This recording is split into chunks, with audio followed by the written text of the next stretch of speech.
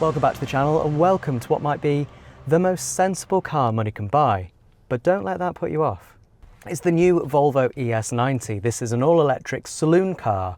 We don't use that word very much these days, do we? And technically it's got a hatchback, but we'll gloss over that. So it's based on the same platform as the Volvo EX90, the bigger electric SUV.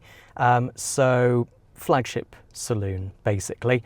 Big car, 5 meters long, available with one motor or two, a bit of performance or lots of performance, and it's just all very lovely in here. I'm in the Cotswolds in the UK, going to go out for a little drive and find out what it's all about. Volvo design is just lovely, isn't it? It's Scandi cool, it's minimal without being empty like a Tesla is. It's all sort of lovely. There's sort of bits of wood, don't know if it's real or not, doesn't really matter. We've got a big pano glass roof there. So you go into the settings, I thought that was the brightness of the cabin. It's not, that's the brightness of the screen.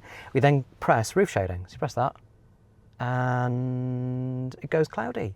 The roof tints itself, and you press that again and light gets back in.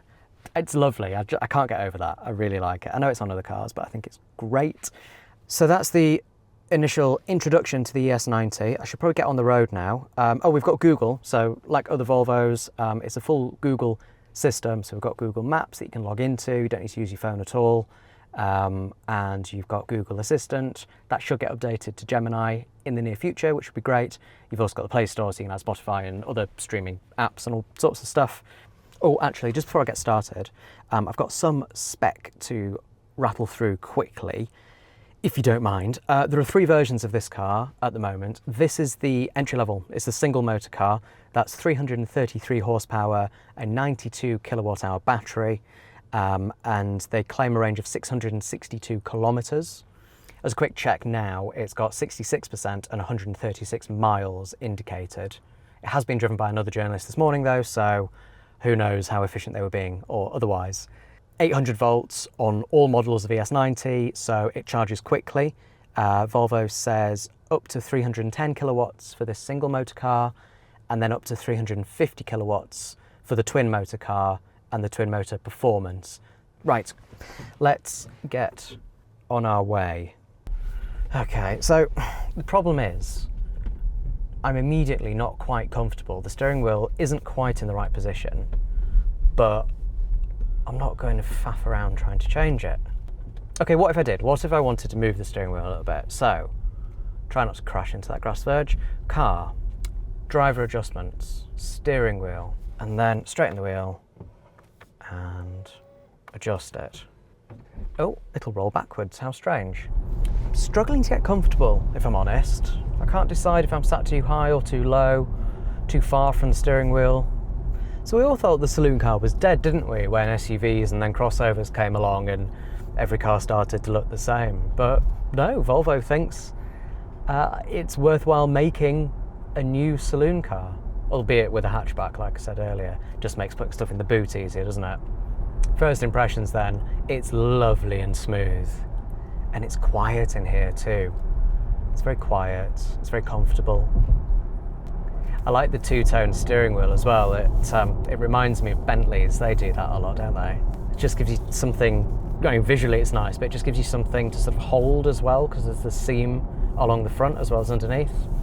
And so Volvo talks a lot about its user interface and how it's easier, safer to use perhaps than other systems. I would prefer physical controls. I think everyone would.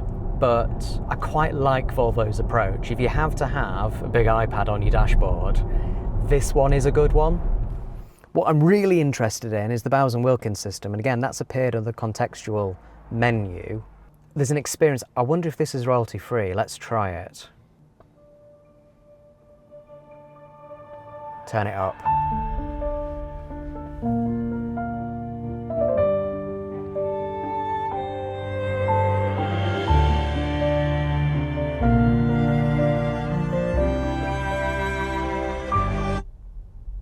Oh, unavailable while driving. Why?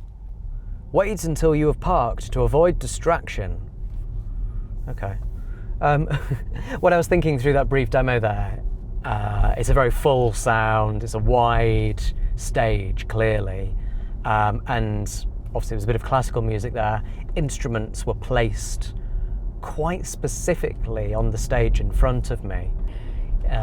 Yeah, clever stuff. Be interesting to see if I had passengers, they also experienced it coming from that direction, or if it's just driver focused. Other things, we've got the Google Assistant in the centre here. Hi Google, what's the weather going to be tomorrow afternoon? The forecast in Moreton in Marsh tomorrow afternoon is 9 degrees and cloudy. Will it rain? Yes, it will be rainy in Blockley tomorrow afternoon. That'll be better when Gemini arrives, I suspect. Oh, we've got a massage seat option, yes please. So despite being a touch-heavy interface, it is one of the better ones. I can say that with confidence. Now, as you'd expect from a car of this size, there's loads of space in the back. Because it's a flat floor, pretty much, because it's electric, it just feels so roomy. There's just space. If you had to carry 5 people and a middle passenger in the rear, they wouldn't complain that much. You can sit here and it's absolutely fine. And you've got what Volvo describes as a luxury armrest. I suppose it is, isn't it? You've got space for a couple of drinks there. And then that opens as well. It's not bad, you know. It's not bad back here. Plenty of space, and crucially, when you put that down, it means you can see out the back. So as the driver, I can now see properly in the rearview mirror. Brilliant. We've got a little display, a little control panel for rear cabin temperature and heated seats and cooled seats, and then a couple of USB-C ports down there as well. So there's really quite a lot back here. It's quite luxurious. And a button here where you can adjust the seat. You can move it, bear with me, up and down. Who's it for though? I was thinking this earlier when Volvo said how luxurious it is back here. Who's going to sit back here? I mean, it's not the sort of car where you'd have a chauffeur, is it? It's a Volvo, it's not a Rolls Royce. So who gets to sit back here? Kids, teenagers. Teenagers have never had it so good. Loads of space, somewhere to put your phone. Yeah, it's pretty good. I should probably start summing up. It's a really lovely car. There's no doubt about that. It's just very pleasant. It's attractive, it's cool, it's quite stylish. The interior is lovely. It's so nice in here. It's quiet, it's refined, especially in the back. I would love to sit in the back of this car for a long journey. I think it would be supremely comfortable and spacious. As for the rest of the car, yeah, it's good. It's got enough performance in this single motor variant. You don't need the dual motor. When do you really think you need all-wheel drive? Honestly. Maybe if you live in Sweden, if you live in the Arctic, if you get snow every year.